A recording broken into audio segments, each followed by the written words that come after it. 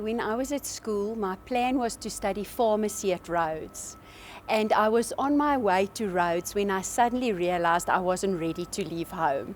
So I took the book, a little rule book of the University of the Free State, and I knew I was interested in something in the medical field. And I found nutrition and dietetics. So that's where I heard about it and where I didn't really know what I was going to find when I got here. But obviously the Lord knew, and I ended up in the right place.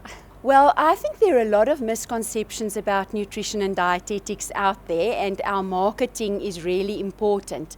A lot of people think dietetics is just about making fat people thin, but it's much more than that. We work in 3 fields, so our students are qualified in therapeutic nutrition, community nutrition, and then food service management. The field of nutrition and dietetics that my research teams focus is related to burden of disease in the Free State. So it's related to health and nutrition epidemiology. We've just finished a study at Pelanomi Hospital that included 700 mothers and their newborn babies, where we're looking at how we can predict the birth outcomes in babies so that we can refer at an early stage to ensure that we prevent those outcomes. So I don't know if you've heard about the first 1,000 days concept, that refers to the time from conception to the 2nd year of a child's life.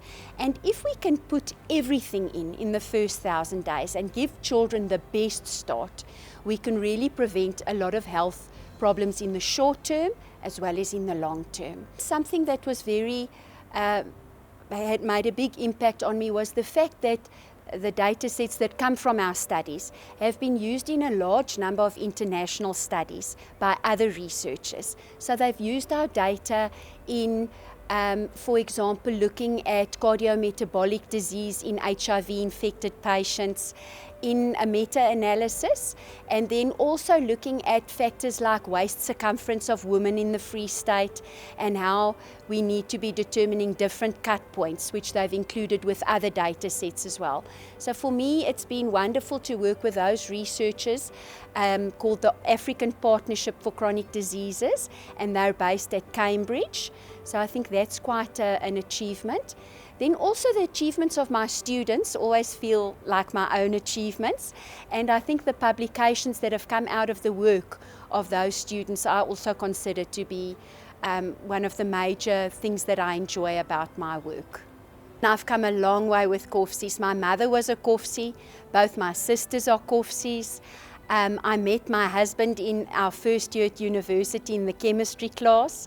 Then my son's a COFC, he's a 3rd year BCom law student, and my daughter has just heard last week that she's been selected for the dietetics program. So from next year she will also be a COFC. So I think all our happy memories are related to being a COFC, and I'm very proud to call myself a COFC.